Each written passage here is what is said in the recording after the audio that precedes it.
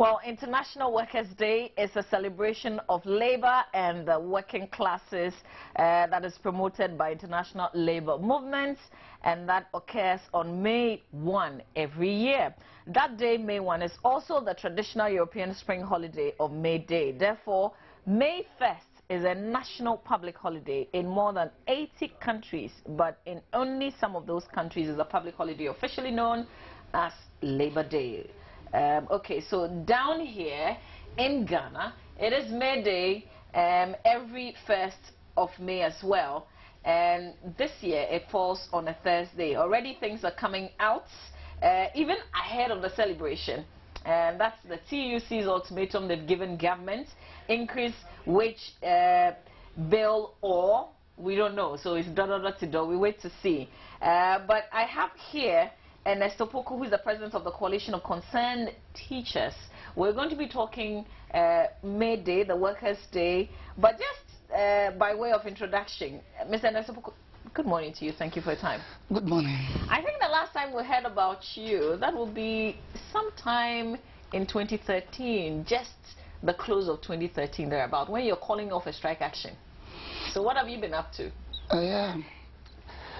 After calling off the strike action, we decided to negotiate government on some of the issues that brought about the strike, and then also putting our offices together. As an organization. We need to the structures, the actual office is the face of the union, and now that we are part of organized labor, we decided that we need to have all our offices across the 10 regions of Ghana, and then engage government in discussions concerning the issue of our incremental credit that government is owing us. Government promised to pay early last year. Until now, it has not been paid. So the reason you called off the strike action has not been fulfilled? No, not at all. So what does it mean? Government has not fulfilled its part of the What bargain. did government tell you before you called the action off? Yes, they said they will pay the incremental credit, but there is no money. So we should engage government in discussions. And quite apart from that, there are other issues. The other issues about government decision not to pay salary arrears beyond 3 months. So we have teachers who have been working for the past 2 years, and government is saying, I cannot pay you. I will pay only 3 months. These issues and the issue of our pensions, which is very important. We are aware we have 3 tiers. That's the tier 1, 2, and 3. Tier 1 is being managed by SNET. The tier 2 is supposed to be managed as a worker-based occupational pension scheme that is supposed to be managed by the unions, that is the workers. And the government has been taking the money for the past 3-4 years, and we don't know where the money is. So that was also one of your issues. It was one of the issues. There's an issue here. You strike based on something, and then you don't see the thing fulfilled, and then you call the strike, the action off, only for you to come back the next time and say government did not fulfill this, so we're calling another action. You see, that is the country we live in. You strike when you've exhausted all avenues in addressing your issue. So why don't you wait to get results, real results, instead of promises, before you go back to work? We were called by National Labour Commission, because that is the agency that, when it comes to issues of agitation, mediate between workers and government. And so Labour Commission called us and then asked us to sit with government, because whatever be the issue, you come back to negotiation table. So we should sit and negotiate. And we've been negotiating for the past 1 year. Okay. So it's an indication that now that we have Workers' Day, May Day, which is just around the corner, because we have wanted to even come again so far as the strike is concerned. Oh, this year? Early this year? No, that was last month. Okay. But we decided to do it together with all the unions under Ghana Education Service. Okay. So it was both NAT, NAGRAT, and CCT that wanted to do it together. But because our schools were about to vacate, we decided that we should hold on till next time when school reopens. But we've come to realize that it looks as if government is just trying to if I should use my words well, fool us. Okay. Because it has taken 1 whole year to engage us, and nothing seems to be done. Okay. So we'll talk about what this means to the Workers' Day celebration. Exactly. But let me just introduce Alex Frimpong, who's the Executive Director of the Ghana Employers Association, and he's joining us via phone. Good morning to you, sir, and thank you for your time. Good morning, and good morning to your listeners. Thank you. We appreciate the fact that you're joining us from Akosombo.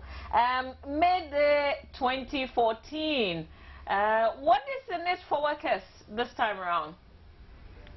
Well, from the employer's perspective, we want to say congratulations to our hardworking employees in Ghana, and to assure them that the employers are ready and willing to cooperate to them to ensure that we improve national productivity, and to ensure that they also get a fair share of the national cake. Okay. So, you know, one of the pressing issues now is a lot of people want more money. Are the employers ready? Well, as I said a while ago, it depends upon what goes into the business and what is available to share. The more we increase our output, the more that will be available for us to distribute based upon the resources available to the business. But you know, people have argued that things have become rather expensive these days. You know, when fuel prices are increased and everything else starts to shoot up as well.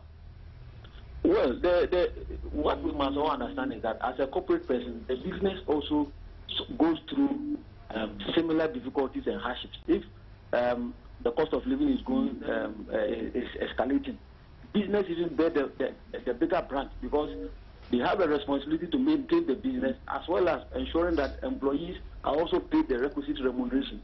So I'll give you a very simple example. A few months ago, some enterprises were paying maybe 25,000 cedis a month as electricity bill. Now some of them are paying about 250,000 Ghana cedis per month as only electricity, not to talk about water, property rate from the various metropolitan municipal district assembly, and all other production inputs.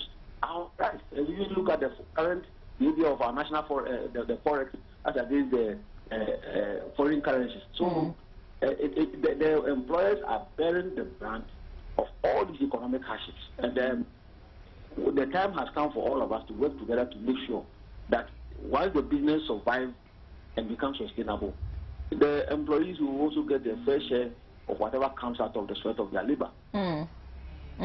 So I'll take you back to current happenings now, and I'm looking at GhanaWeb.com. It says that the Ghana Employers Association says it is disturbed by the latest stance by Trades Union Congress on the minimum wage negotiations. And I just want to find out from you, what's the issue that you have with the stance? Well, for me and for the association, we think that in times like this, as partners, we need to work together, devoid of any threats, ultimatums, and we make sure that we come to an amicable settlement on the wage, which would be accommodating for government, employers, and labor. Are you part of the ongoing negotiations, though? Because I do understand that there was supposed to be a meeting on Friday, and then government decided to cancel it. I mean, it's either government or the Fair Wages and Salaries Commission, and that prompted the TUC to come up publicly with this call. Well, let me make a distinction here. There are two types of discussion going on.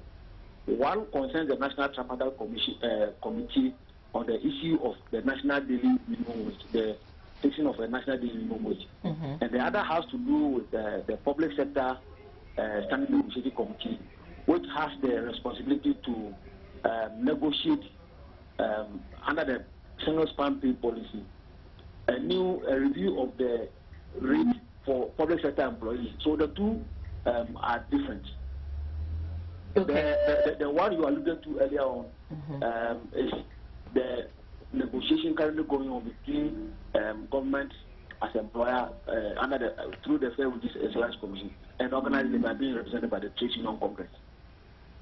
Okay, so which one of these groupings are you a part of presently?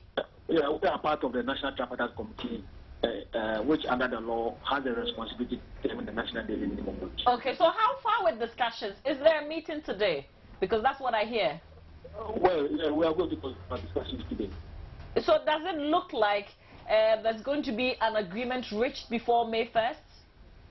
Well, it is the partners that will have to go through the discussions, dialogue, and ensure that if we're able to strike a deal, fine. But for us, we are really ready to talk.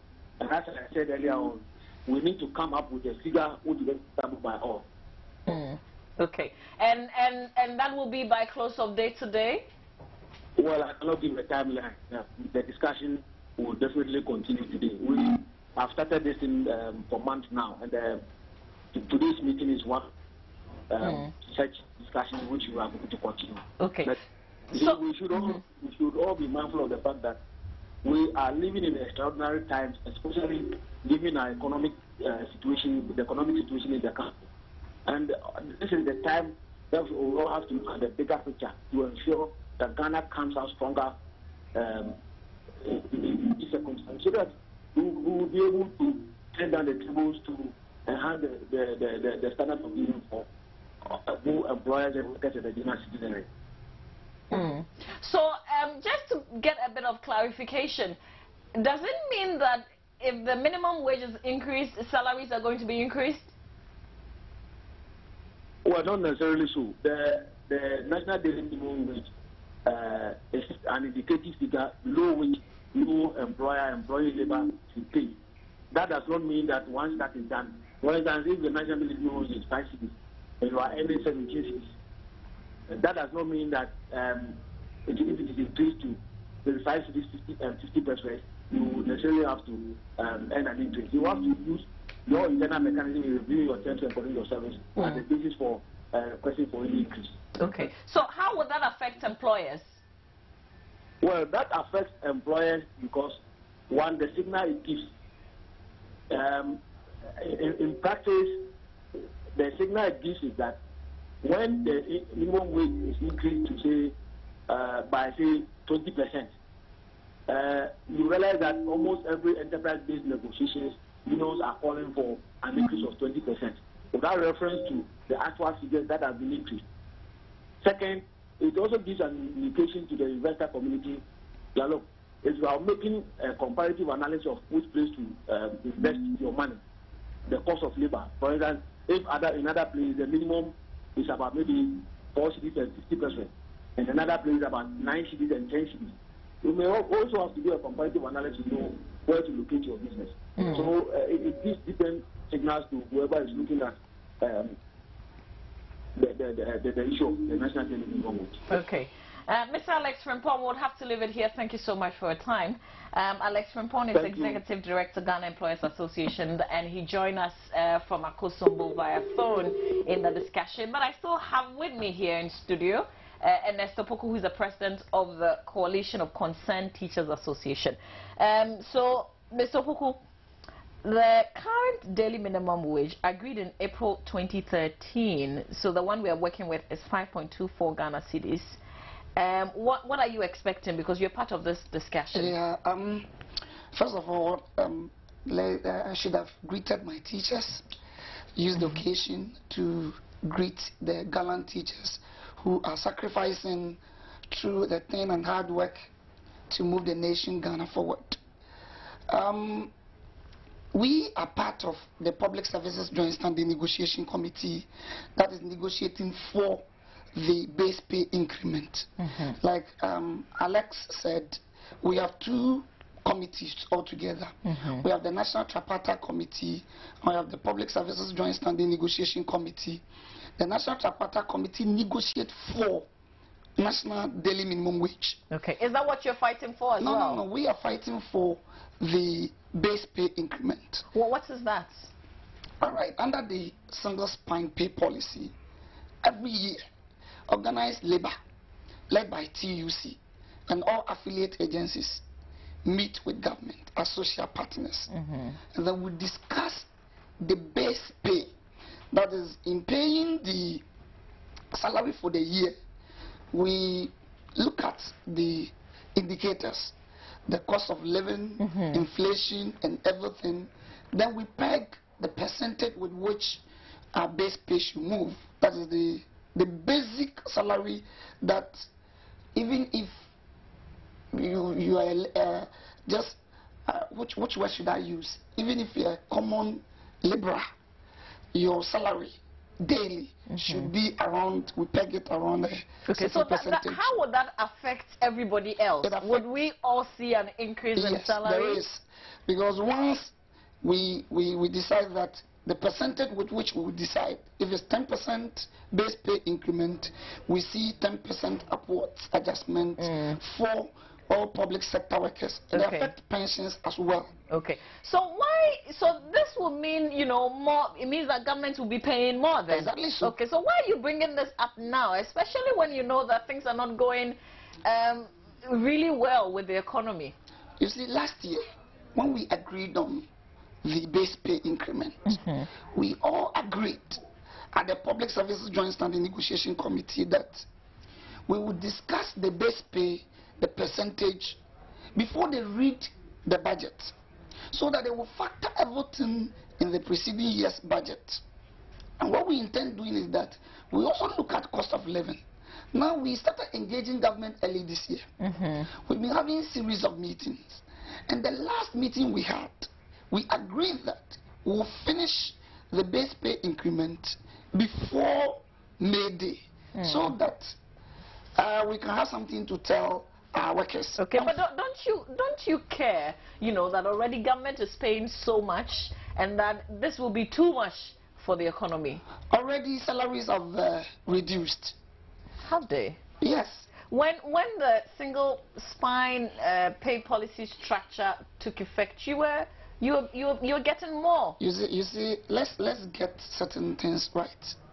Take it, I do receive 1,000 Ghana cedis every month. Now all of a sudden, petroleum prices have been increased. It doesn't affect only you, it affects everybody else. So the purchasing power of the worker has reduced drastically. Okay, so why are you doing, I mean, has your input increased as well? As in productivity. Are you doing something extraordinary that, you know, Of course, yes. We are helping increase productivity. So if within the year there has been astronomical increase of petroleum prices, if you look at CD dollar ratio, everything has gone, cost of living, everything. And look at even the current utility prices. Inflation now stands at around 14.5%. And you tell me that you won't increase our salaries, you want to freeze it. That is unfair. And there's a reason to that. I mean, but even with this, I heard a Deputy Minister of Information say yesterday that government has not categorically said that they are freezing the salaries. But I'm saying that, don't you care that this is not a good time for you to be making such demands? We do care. We do care.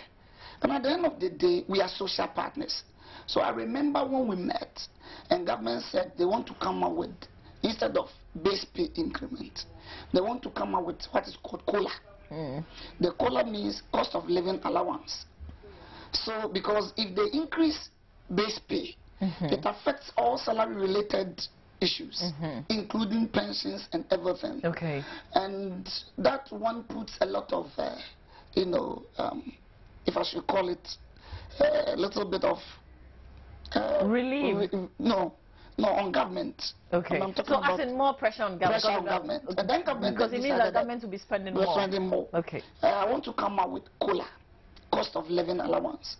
That one is taxable, but it doesn't affect pension-related issues.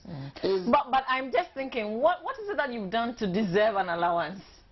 A cost of living allowance? Under the base pay, under the single spine, we are supposed to negotiate base pay increment every year. Okay. But government said that because of the economic difficulties, hold on with your base pay. Okay. And let us agree on an allowance to mitigate. So far in place of that. Yeah, in place of that. Okay. So far as the economic condition is concerned, let me give you an allowance. So I will increase base pay. So that's what you're fighting for? No, we are not fighting for. That is government proposal. And we agree that, okay, if that is the case, we want to help government because we are social partners. Go sit down, come up with the modalities, the percentage that you want to give to public sector workers. Bring all the modalities, the exit clause, because it's not going to be every year. It's going to be just this year. So is this what the current discussion is about? It's about. And we were supposed to meet. So we told Fair Wages to meet government team. That is, when we say government team, it comprises of Fair Wages, Ministry of Finance, Ministry of Labor, Employment and Labor Relations, and then Public Services Commission. They come together to form government side, and then we have the organized labor led by TUC and all the affiliate labor organizations. Then we told Fair Wages to go and come up with the modalities. We were waiting for them to come. When they came, they said, well, they want to find out whether we agree to the COLA or not, and we said we agree. Come up with a percentage, and they said they've not done the consultation, so they have to go and consult, and that we're supposed to meet on Friday.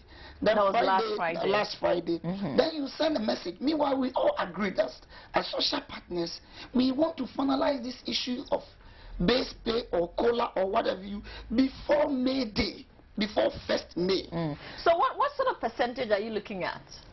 We are looking at the cost of living to just deposit with the percentage they want to give. Why not, but you're not including productivity? Because we should also see what you're putting in. What are you being assessed with or by? I don't know if you talk about productivity. I am a teacher.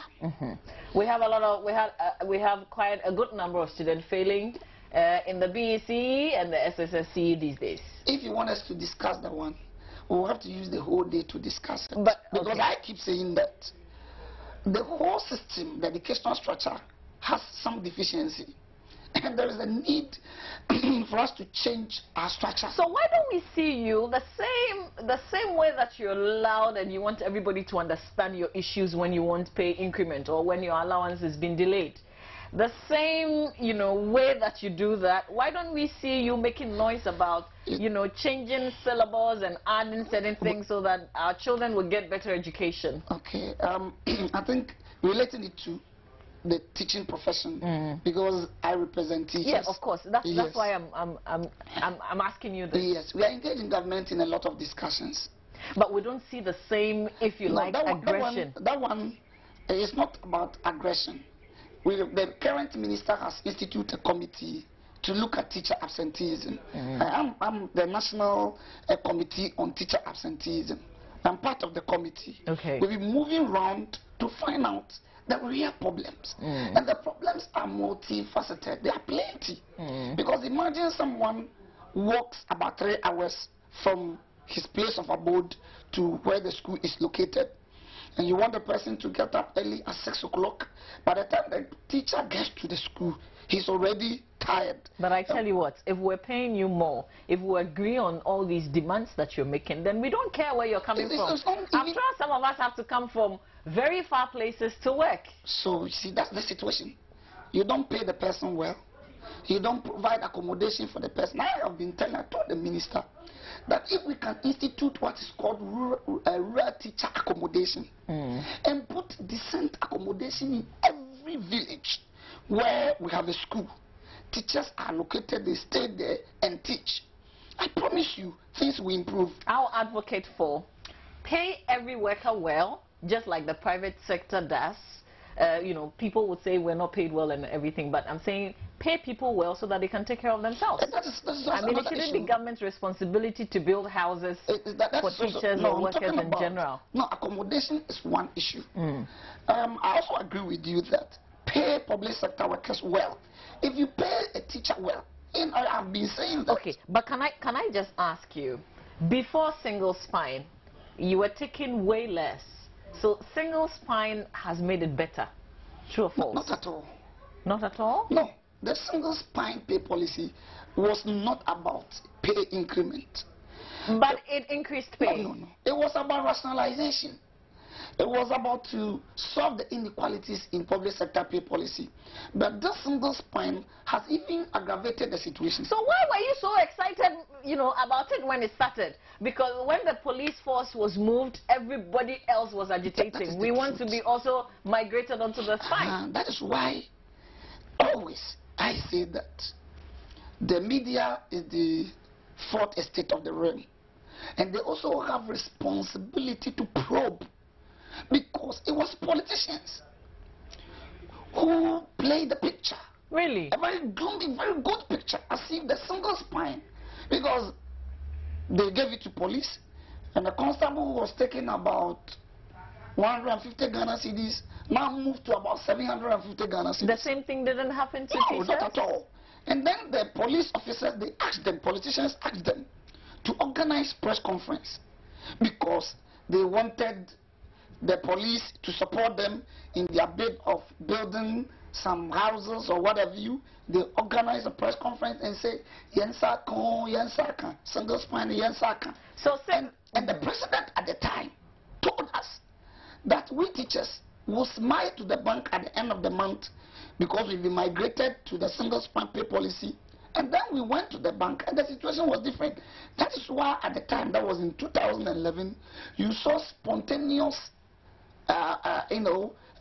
demonstrations across the 10 regions of Ghana. I tell you what, we always want to sympathize with you, ordinary people such as myself. But you're always coming up with one thing or the other, and it sort of confuses everybody. And it seems like you're making demands every day. Not at but all. Just, the final one.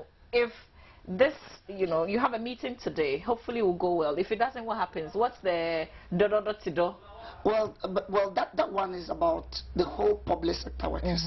And because we are part of public sector workers, we go with TUC, and whatever decision that we arrive at, if TUC says, let's do ABC, we support it. Okay. But the truth is that, quite apart from that, we also have issues with government.